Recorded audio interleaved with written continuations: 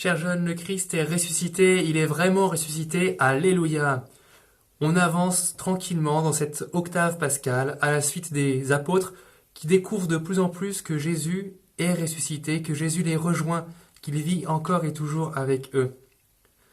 Aujourd'hui, nous dit saint Jean, il va nous raconter la troisième apparition de Jésus à ses disciples.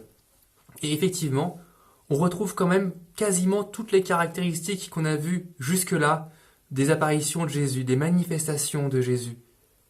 Jésus apparaît, se manifeste aux disciples, mais ils ne le reconnaissent pas. Et puis, lorsqu'il les appelle, petit à petit, eux vont se dire « Mais oui, il est bien là, c'est bien lui », et la joie va jaillir en eux. On retrouve donc toutes ces caractéristiques auxquelles vous commencez à être habitués, et puis on trouve autre chose auquel vous commencez à être habitués, c'est que chacun réagit d'une façon différente.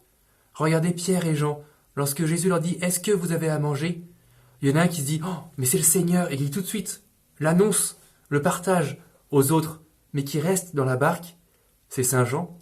Et puis, on a saint Pierre qui, lui, dès qu'il entend « C'est le Seigneur !» il a fallu qu'on lui dise pour qu'il percute.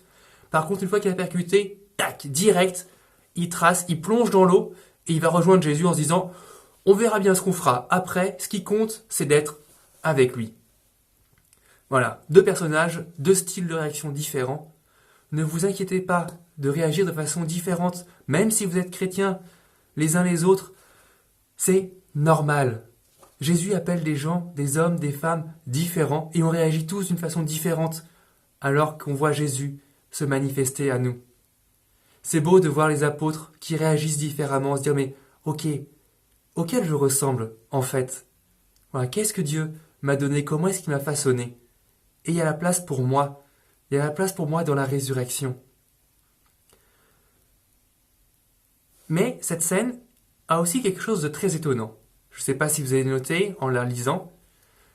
Jésus est sur le rivage, bon, très bien, et il dit aux apôtres, est-ce que vous avez à manger? Bon, non, puisqu'ils n'ont rien chopé toute la nuit. Il leur dit, jetez le filet sur le côté.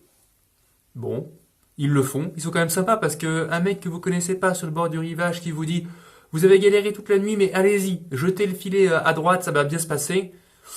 Spontanément, je lui ferai pas forcément confiance. Et vous voyez, les apôtres font confiance. Il y a déjà, en fait, un petit bout de foi. Ils ont déjà commencé à reconnaître Jésus, même s'ils ne le se sont pas dit. Ils font ce que cet étranger leur dit de faire. Et devant l'abondance de ce qui arrive, saint Jean percute le premier, il se dit, mais c'est le Seigneur. C'est le Seigneur. Et donc, il ramène sur le rivage le poisson qui était fait normalement pour manger, puisque Jésus leur dit, est-ce que vous avez à manger?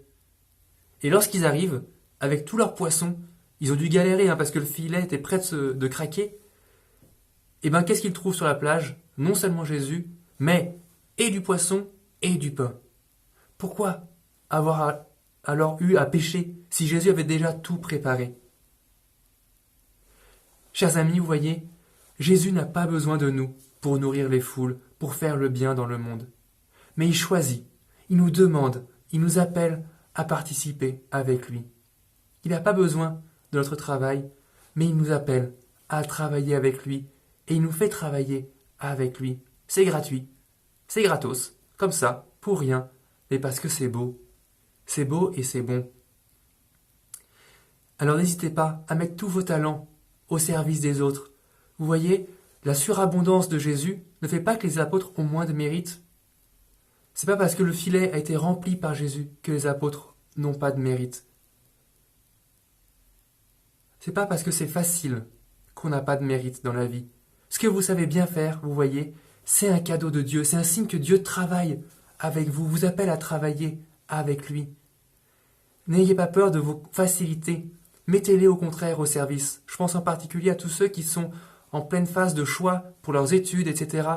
Qu'est-ce qui est facile pour vous? Faites-le, faites-le.